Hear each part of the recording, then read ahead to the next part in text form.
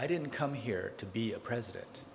I came here to be more effective at making the world a better place. And you can believe that that's how I'm going to run this presidency.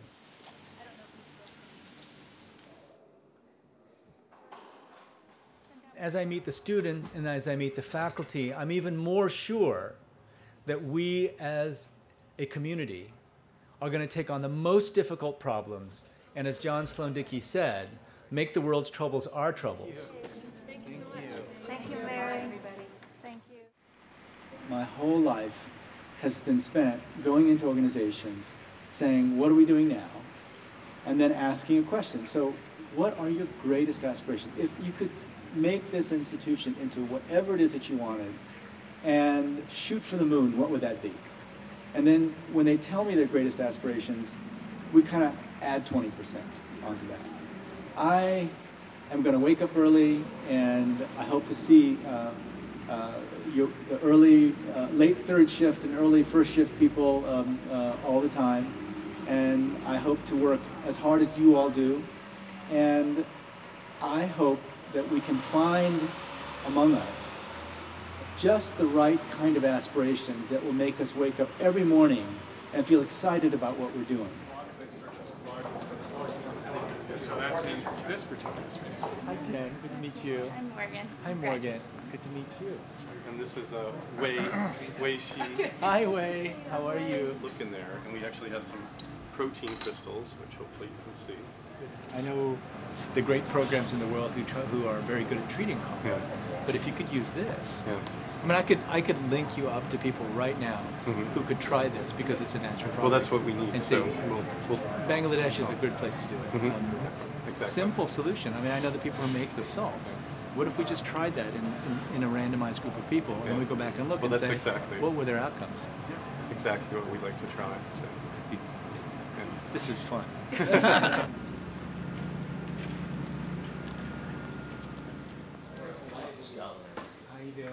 Now, as I toured the facility here today, I kept thinking, oh my gosh, every student should have the experience of some of these some of these classes, and to learn how to think with their brain, their left brain, if you will, doing the calculations and doing the analysis, but then also think visually to see how things actually come together.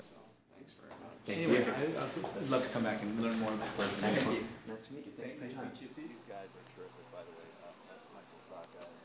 It's just something about competition, being with others, working together, was something that was just incredibly addictive. And then when I started traveling to Africa and Haiti and other places, it was more difficult. But the lessons from athletics and sports have stayed with me. And I think that they're a critical lesson. And I consider what you do to be a critical part of the growth and education of our students. My job is to take away obstacles for you to do what you need to do to not only win games, but create those leaders who are going to take on all these other problems and take the lessons from your coaching with them on for the rest of their lives.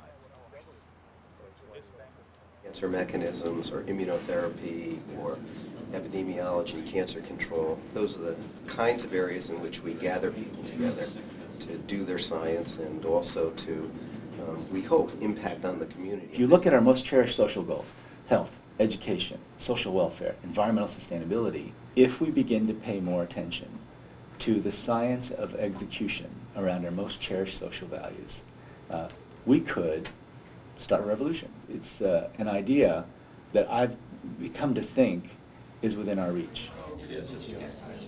The people here know more about what it means to build a good healthcare system than any other people in the world. And I congratulate you for being at the cutting edge of what is going to be, I think, the most important and influential field of study in the field of medicine very soon. You now understand how important I think what you teach is, for not just for the people who are going into business, but for anyone who wants to accomplish anything with a complex group of people. My hope is that you're going to watch with your business school eye at a new leader trying to lead an institution. I don't think that single individuals can change the world.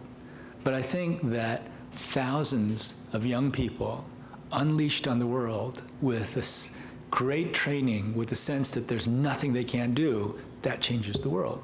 So I want to be good at that. And I need your very direct and honest assessments of how I'm doing as we go along.